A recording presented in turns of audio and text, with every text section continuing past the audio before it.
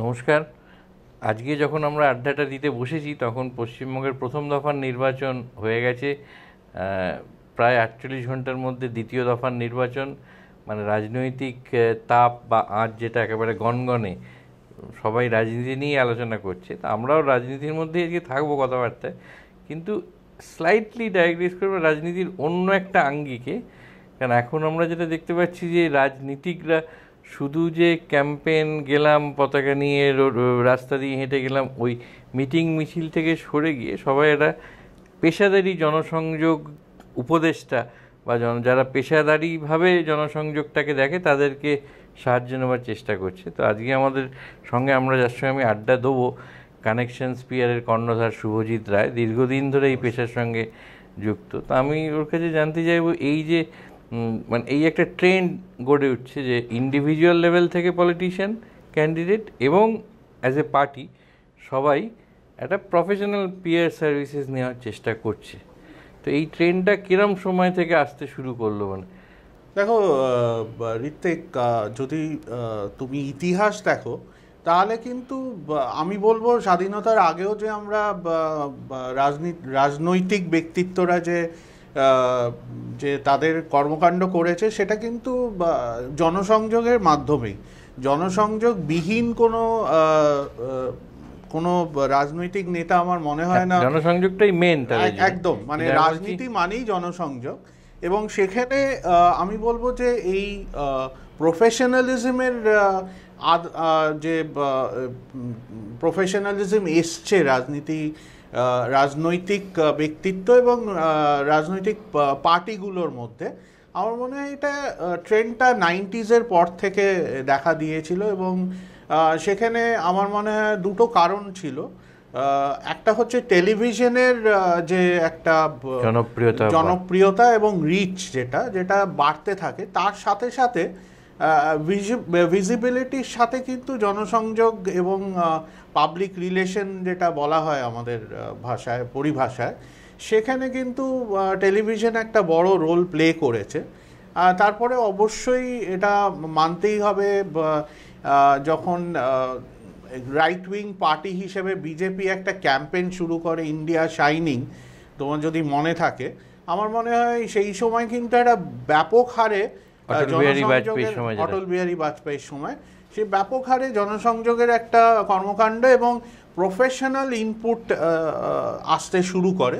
সেটা পরবর্তীকালে কংগ্রেস পার্টি বা বিভিন্ন অন্যান্য রাজনৈতিক দল এবং একদম বেস লেভেলে যারা ইলেকশনগুলো কন্টেস্ট করছিল, যেসব ক্যান্ডিডেটরা, তারাও কিন্তু প্রফেশনাল হেল্প নেওয়া শুরু করে।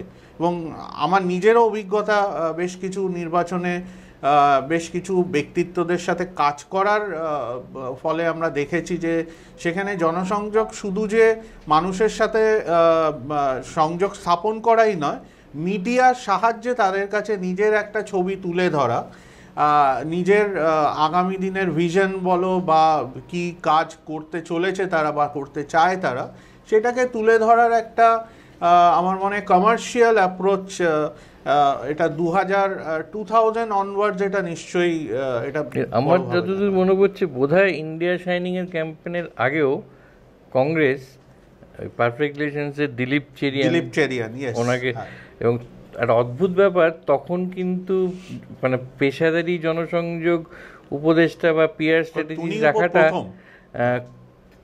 ইট was not an act of glory. তখন মনে করা যায় বাবা লবিস্ট ফার্মকে দিয়ে সব পিয়ার এভাবে করা যায়, তখন ওটা নিয়ে বেশি হাসি ঠাট্টা বা সমালোচনা হতো।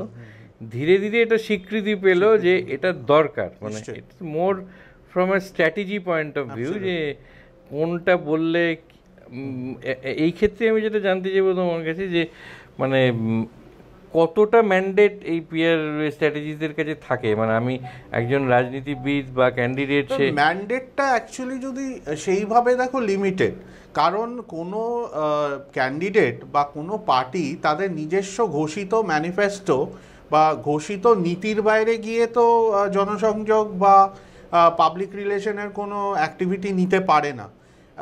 পাবলিক রিলেশনের ক্ষেত্রে আমার মনে হয় রোড শোজ বা, আমি যেটা জানতে চাইছি একটু অন্যভাবে, মানে যে পাবলিক রিলেশন ইন্ডিভিজুয়াল হোক বা ফার্ম হোক, তার যে রোলটা সেটা কি, মানে আমি একটা পলিটিক্যাল পার্টি, আমার একটা এজেন্ডা আছে, আমার একটা মিশন আছে, আমার একটা গোল আছে, আমার একটা ম্যানিফেস্টো আছে, তো সেইটা can that be influence by peer strategies, নাকি পিয়ার স্ট্র্যাটেজিস্টের কাজ হচ্ছে ওই ম্যানিফেস্টোটাকেই ঠিকঠাকভাবে পৌঁছে দেয়? আমি যদি ক্যাম্পেইন স্ট্র্যাটেজিস্ট বলি তাহলে নিশ্চয়ই আজকে আমার মনে হয় পশ্চিমবঙ্গ তার উদাহরণ, যে একটি ব্যক্তি তার একটি পার্টির ইনফ্লুয়েন্সার হয়ে কাজ করছে, স্ট্র্যাটেজিস্ট হয়ে কাজ করছে, তার কাজের পরিধির মধ্যে কিন্তু পাবলিক রিলেশনও পড়ে। আমি মানে এখন স্বনামধন্য প্রশান্ত কিশোরের কথা বলছি, তার রোল প্লেটাও কিন্তু অ্যাকচুয়ালি যদি তুমি দেখো স্ট্র্যাটেজিস্ট হতে পারে, সে তো নিজের রাজনৈতিক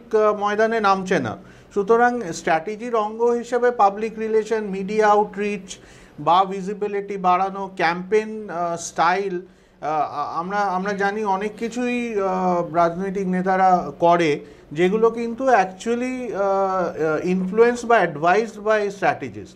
তো সেক্ষেত্রে ডেফিনেটলি একটা ইনফ্লুয়েন্স তো রোল প্লে করেই, ইনফ্লুয়েন্সিয়াল একটা রোল প্লে তো ডেফিনেটলি পাবলিক রিলেশনস এজেন্সি বলো বা ইন্ডিভিজুয়াল লেভেলে বলো রোল প্লে করে।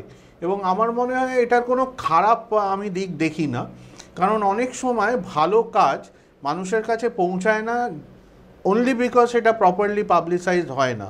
আবার এটার একটা খারাপ দিক হচ্ছে অতিরিক্ত পাবলিক রিলেশন আউটরিচ। এখানে তো শুধু পাবলিক রিলেশন বলতে আমরা অ্যাডভার্টাইজমেন্ট ক্যাম্পেইন হিসেবে দেখছি, আজকে আমরা মোবাইল খুললে দেখছি আমাদের কাছে নোটিফিকেশন আসছে অমুক লোককে ভোট দেওয়া হোক, এবং এটার অত্যধিক ইউজও কিন্তু একটা detrimental towards political system or governance of a country. সেখানে অনেক সময় হয় যেটা একটা দিক, নতুন দিক এসছে, আমরা এই শব্দটা খুব শুনছি, হোয়াটসঅ্যাপ ইউনিভার্সিটি, প্রচুর ফেক নিউজ সার্কুলেটেড হয়, সেটাও কিন্তু একটা নেগেটিভ সাইড অফ অতিরিক্ত পাবলিসিটি। সেখানে হয়তো আমরা ভুল সংবাদ বা ভুল তথ্য দিয়ে বিকৃত করার চেষ্টা করি, সেটাও কিন্তু একটা negative side of public relations exercise. আরেকটা স্লাইটলি বিতর্কিত বিষয় যেটা, এই যে তুমি প্রশান্ত কিশোর বা পিকে রেফারেন্স দিলে, এই ধরনের ফার্মগুলো যখন কাজ করে, যেটা আমরা একদম সাম্প্রতিক বা আমি অনগোয়িং প্রসেসেই আছে ওয়েস্ট বেঙ্গলে দেখলাম, এই যে একটা বিরাট সংখ্যক দলবদল তৃণমূল থেকে, তার মেজরিটির অভিযোগ যদি রাজনৈতিক বাদ দেওয়া হয় তাহলে এই ফার্ম, পিকে, প্রশান্ত কিশোর এদের বিরুদ্ধে। তার কারণ হয়তো একটা, যে যেহেতু মূলত এই পিয়ার স্ট্র্যাটেজির ব্যাপারটা কর্পোরেট ওয়ার্ল্ড থেকে এসেছে, ওরা একটা ডিসিপ্লিন, একটা সিস্টেম, একটা প্রসেস, একটা এসওপি ইমপ্লিমেন্ট করতে যায় উইদিন পলিটিক্যাল ইকোসিস্টেম, যেটা অনেক সময় হয়তো অ্যাকসেপ্ট করে না, কারণ পলিটিশিয়ানরা একটু নিজেদের মতো করে একটু ঢিলাঢালা, এবং যাতে একটা পুরনো, বিশেষ করে যাদের ওল্ড ওয়ার হর্স বা সিজন ক্যাম্পেনার বলা হয়, তারা বলে আমি এতদিন লোকের সঙ্গে মিশেছি, আমি জানি না কী করে কথা বলতে হবে। তো এই পিয়ার স্ট্র্যাটেজিসদের আমি বলবো, এদের কি মনে হয় তোমার যে একেবারে স্ট্রিক্টলি একটা water tight compartment, dos and don'ts, do this, don't do this, এরম করে দেওয়া উচিত, না আরও ব্রডলি একটা? আমার ব্যক্তিগতভাবে মনে হয় একটা ব্রড স্ফিয়ার থাকা উচিত। কারণ একটা জিনিস জানবে, তোমার দীর্ঘদিনের সাংবাদিকতার অভিজ্ঞতা থেকে আমি বলছি, নিশ্চয়ই এটা ফিল করেছো, গ্রাসরুট লেভেলে যারা পলিটিশিয়ান তারা কিন্তু তার কনস্টিটিউয়েন্সির প্রত্যেকটা মানুষকে চেনে, তার বাড়িতেও রান্নাঘরেও সে ঢুকতে পারে, সেরকম যদি জনসংযোগ থাকে বা যদি সেই রকম পাবলিক রিলেশন তার অ্যাকচুয়ালি থাকে, এবং মোস্টলি সফল নেতাদের সেটা থাকে, সফল যারা রাজনৈতিক ব্যক্তিত্ব তাদের একটা থাকে, তাদের মানে এমনও হয় যে তাদের প্রত্যেকটা নাম মুখস্থ থাকে, তাদের এরিয়াতে, তাদের কনস্টিটিউয়েন্সিতে যারা তাদের সাথে থাকে, কাজ করে। সেইখানে কিন্তু আমি যদি অতিরিক্ত একটা ম্যানেজমেন্ট স্টাইলের এসওপি দিয়ে জিনিসটাকে বেঁধে রাখি, তাহলে সেই রাজনৈতিক হিতে বিপরীত এবং হয়েছে, যেটা আমার মনে হয় তৃণমূল আজকের দিনে দাঁড়িয়ে সব থেকে বড় সমস্যা তো সেটাই হয়েছে। এবং আমার মনে হয়, আমি ব্যক্তিগতভাবে মনে করি এটা একটা it should be an open ended thing, যেখানে পাবলিক রিলেশন হয়তো আমাদের থিওরি নিশ্চয়ই আমরা অ্যাপ্লাই করতে পারি, কিছু সফল হবে, কিছু ব্যর্থ হবে, কিন্তু আলটিমেটলি রাজনৈতিক ব্যক্তিত্ব এবং রাজনৈতিক পার্টিদের একদম গ্রাসরুট লেভেলে যদি টাচ এবং সংযোগটা না থাকে, তারা কিন্তু সফল হবে না। এবং সেই ক্ষেত্রে সেই পাবলিক ক্যাম্পেইন বলো বা পাবলিক রিলেশন এক্সারসাইজ বলো, কখনোই সফল হতে পারে না। হয়তো ক্যাচি কিছু ফ্রেজেস বা স্লোগানস তৈরি হবে, দুয়ারে সরকার হতে পারে বা আরও কিছু হতে পারে, আমাকে জানান, দিদিকে দাদাকে জানান, সেটা হতে পারে। কিন্তু সেইটা কতটা সফল হয়েছে বা হবে, সেটার কিন্তু প্রতিফলন ব্যালট বাক্সতেই হবে। এবং আমার মনে হয় আগামী দিনে আমরা বুঝতে পারবো পশ্চিমবঙ্গে এই যে কর্মকাণ্ড হয়েছে লাস্ট 2 বছর ধরে প্রশান্ত কিশোরের তত্ত্বাবধানে, এটা কতটা সফল হয়েছে আমরা 2রা মে জানতে পারবো। একটা যেমন ওই তোমার কথার রেস্টে নেই বলি, একটা সময় যখন নিয়মিতভাবে আমি পলিটিক্যাল রিপোর্টিং করতাম, আমার মনে আছে উনি এখন আর বেঁচে নেই, অজিত পাজা প্রয়াত, দীর্ঘদিনের অসাধারণ জনসংঘ। আমি আর আমার ফটোগ্রাফার আলোক চিত্রী ভোটের দিনে ওনার গ্রিস পার্কের বাড়িতে গিয়ে দেখেছি ওনার একটা ঘরে, উনি বললেন চলো আমরা ওয়ার রুমে যাই। ওনার ওয়ার রুম মানে পুরো ঘরটা জুড়ে ওনার পুরো কনস্টিটিউয়েন্সির ম্যাপ, এবং উনি এরকম একটা স্টিক দিয়ে ওই অত বছর আগে উনি কিন্তু একদম আমাদের পিন পয়েন্ট করে বলে দিচ্ছিলেন এই বাড়ির 3টে ভোট আমি পাবো, এই বাড়ির 2টো, ওই 2টো আমাকে দেবে না, এ আমাকে এত দেবে, এ এতটার সময় ভোট দিয়ে এসেছে। তো ওনার পুরোটা যেন তালুবন্দি, এবং যে দিন ভোট শেষ হতো তার পরের দিন থেকে ওনার পরের ভোটের জনসংযোগ শুরু হয়ে যেত। তো এইটা বোধহয় এখনকার দিনের কোথাও মানে অ্যাকচুয়ালি লোকে জনসংযোগের যেটা মূল কথা, লোকের সঙ্গে সংযুক্ত থাকা, সেইটা থেকে বিচ্ছিন্ন হয়ে পেশাদারি একজনের যদি সাহায্য নেয়, যে আমি ভোটের সময় 4 মাসের একটা আমি অ্যাসাইনমেন্ট নিলাম, এই করতে হবে, আপনি এইটা করুন, এটা অনেক সময় হয়ও, যেটাকে স্টেজে মেরে দেওয়া কৌশল বলে, সেটা কখনো কাজ করে, কখনো হয়তো কাজ করে না। কিন্তু একটা আমি বলবো যে একটা পজিটিভ সাইড, এই প্রশান্ত কিশোরদের মতন ব্যক্তিত্বদের একটা পজিটিভ সাইড আমি ফিল করি, তারা কিন্তু একটা নিয়ম শৃঙ্খলা বেঁধে দেয়, এটা ডিসিপ্লিন আনে, যেটা নর্মালি তুমি দেখবে যে গ্রাসরুট লেভেলে ডিসিপ্লিনের অভাব থাকে। মানে তারা কিছুটা ওই দাদা দিদি কালচার বা এই ঠিক আছে হয়ে যাবে, এই জায়গা থেকে বেরিয়ে এসে ডেফিনেটলি একটা ডিসিপ্লিন বেঁধে দেয়, ডিসিপ্লিন এনে দেয়, একটা নিয়ম, একটা রুটিন এনে দেয় পুরো প্রসেসটায়। কিন্তু আলটিমেটলি ফিল্ডে না নামলে আমার মনে হয় না কোনোটাই সফল হয়।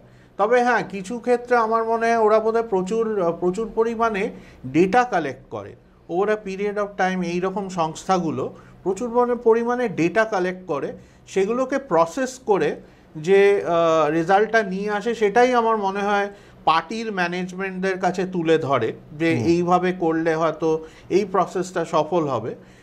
এবং তারই ফলস্বরূপ এই নানা রকম প্রোগ্রামস যেগুলো আমরা দেখি।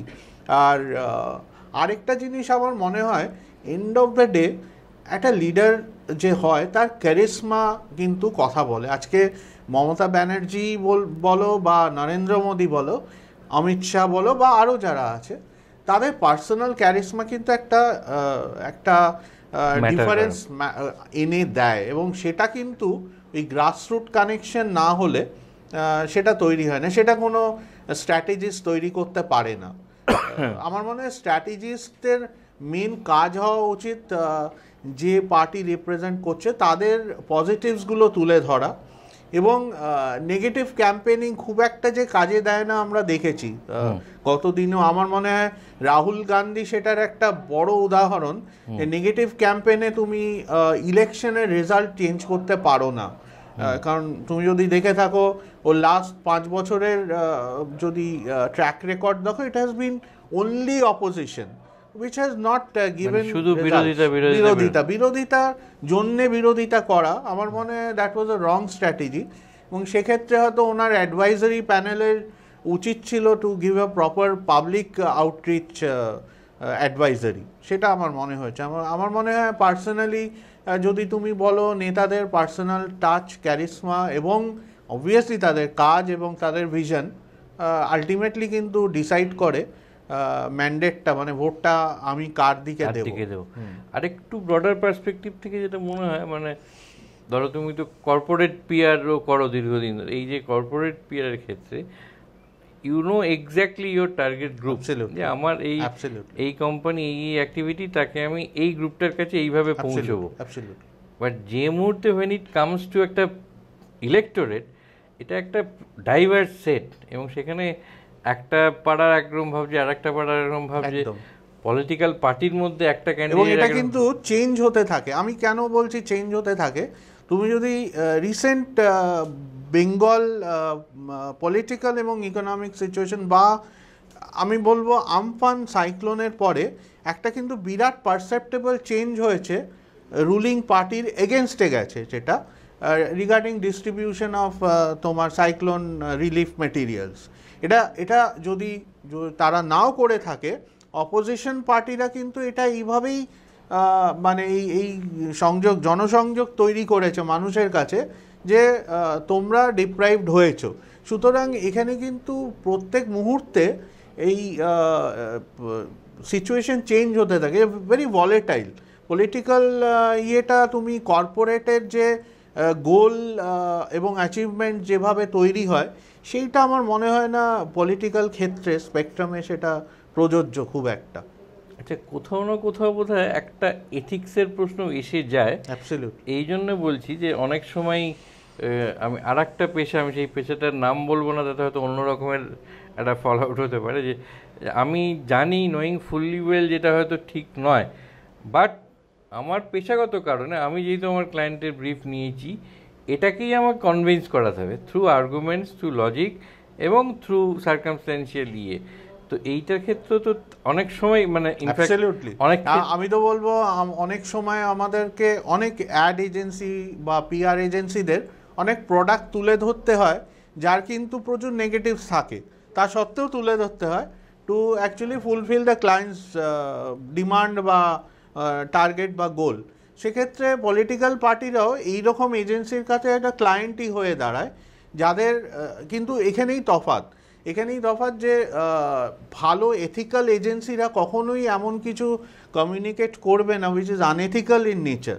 সেক্ষেত্রে আমার মনে হয় এজেন্সি টু এজেন্সি ভ্যারি করে বা পার্সন টু পার্সন ভ্যারি করে, যেখানে আমার মনে হয় যে আনএথিক্যাল বা আনজাস্ট বা maybe not legal in nature অনেক কিছুই করে বিভিন্ন পার্টি আমরা শুনে থাকি, বা পলিটিক্যাল পার্সোনালিটি, যেগুলো আমার মনে হয় এন্ডোর্স করাটা ঠিক নয়, বাট করা হয়, এটাও ঠিক করা হয়, হ্যাঁ ডেফিনেটলি করা হয়। এই যে the way it is growing, কখনো না কখনো বা অ্যাটলিস্ট থিওরিটিক্যালি আমার তো মনে হচ্ছে এমন একটা দিন আসতে পারে, নট টু ফার, যেদিন এই মানে মূল জনসংযোগ সেইটা হারিয়ে গিয়ে people or politicians will more depend on such strategic farm, যারা ছকে দেবে সে অনুযায়ী করবে, এবং ওটাও একটা পুরো ব্যাপারটা একটা স্কিম অফ থিংস এর মধ্যে দিয়ে যাবে। এবং আমার মনে হয় ডিজিটাইজেশন এর যে একটা ডিজিটাইজেশন যেটা হয়েছে, স্ট্রিট ফাইটার, এটা হারিয়েও যেতে পারে, হারিয়ে না গেলেও কমে যাবে আমার মনে হয়, মানে will have more armchair politician. Absolutely. আমি ওটা দিয়ে আসতে যাচ্ছিলাম, আমার মনে হয় এই ধরনের স্ট্র্যাটেজি মূলত মানুষকে ঘরের মধ্যে বন্দি করে রাখে। আমরা অতিরিক্ত নির্ভরশীল হয়ে যাই টেলিভিশন স্ক্রিন আর আমাদের মোবাইল স্ক্রিনের ওপর, এবং আমরা আমাদের পুরো পলিটিক্যাল কর্মকাণ্ডটাই আর্টিফিশিয়াল ইন্টেলিজেন্স দ্বারা আমাদের মনে নিয়ন্ত্রিত ইনফ্যাক্ট হতে শুরু করেছে। তুমি যদি দেখো, আমার মানে আমরা অর্ধেক সময়, মানে বেশিরভাগ সময় আমরা টেলিভিশন স্ক্রিন এবং মোবাইলের দিকে তাকিয়ে থাকি ফর নিউজ আপডেটস এবং বিভিন্ন রকমের ওপিনিয়ন, পোলস এক্সেট্রা। সো আমার মনে হয় সেই জায়গাটা একটা চিন্তার বিষয়, আগামী দিনে কতটা মানুষ অ্যাকচুয়ালি মাঠে গিয়ে রাজনীতি করবে এবং মানুষের সাথে সংযোগ স্থাপন করবে, যদি এই রকম স্ট্র্যাটেজিস্ট বা এই ধরনের এজেন্সিদের বারবারন্ত চলতে থাকে। ডেফিনেটলি এই আড্ডাটা আরও চালিয়ে যেতে পারলেই ভালো হতো, কিন্তু সব কিছুরই একটা ওই সময়ের বাধ্যবাধকতা থাকে, সেই বাধ্যবাধকতা থেকেই আমরা এটা দাড়ি টানবো। কিন্তু আমার যেটা মনে হচ্ছে টু সাম ইট আপ, যে রাজনীতির সঙ্গে আর একটা শব্দ খুব মানে অঙ্গাঙ্গিভাবে জড়িত ছিল দীর্ঘদিন, মেঠো রাজনীতি, ওই মেঠো শব্দটা হারিয়ে যাচ্ছে। মাঠে ঘাটে না নেমে আমরা অনেক বেশি একটা ইলেকট্রনিক ঠান্ডা ঘরে রাজনীতি স্ট্র্যাটেজি করে হয়তো এর একটা সুফল আছে, কিন্তু আমার মনে হয় সুফলটা সবচেয়ে বেশি পাবো যদি এগুলো মিঠো রাজনীতির যে হিংস্রতার দিক, হিংসার দিক, যদি if you can do away with it by way of this, তাহলে আমরা নিশ্চয়ই মানে একেবারে সর্বান্তকরণে যেটাকেই বলবো যে শান্তিপূর্ণ হোক, স্ট্র্যাটেজিসতে এসে চোখে দিক, সেইভাবে রাজনীতি থেকে হিংসা এবং হিংস্রতার বিদায় নিক। জনসংযোগটা তো করতেই হবে, সেইটা জনসংযোগটা মানুষের সঙ্গে বিচ্ছিন্ন হয়ে নয়, মানুষের সঙ্গে যুক্ত থেকে আরও বেটার কিভাবে করা যায় তার জন্য এই স্ট্র্যাটেজিগুলোকে ব্যবহার করা হোক। আজকে আমরা এখানেই আড্ডা শেষ করব, কিন্তু আমি নিশ্চিত এই আমাদের 8 ফেজের লম্বা ইলেকশন চলতে চলতে আরও একবার শুভজিৎকে পাবো। তখন হয়তো আমরা আরও স্পেসিফিক্যালি আলোচনা বা আড্ডা দিতে পারি যে দুটো দল, তিনটে দল, তাদের কোন পিয়ার স্ট্র্যাটেজি কীভাবে কাজ করছে, কতটা এফেক্টিভলি কাজ করছে, আর সব কিছুর ফলাফল তো আমরা 2 তারিখের পরে জানতেই পাবো। ততদিন পর্যন্ত দেখতে থাকুন ক্যালকলিং, লাইক করুন, শেয়ার করুন, সাবস্ক্রাইব করুন। আর সাবস্ক্রাইব করলে ওই ঘন্টাটায় একটা ঘন্টা দিতে ভুলবেন না, যাতে আমরা আপনার কাছে ঘন্টা দিয়ে জানান দিতে পারি যে আমরা আবার এসেছি নতুন একটা আকর্ষণীয় ভিডিও নিয়ে। নমস্কার।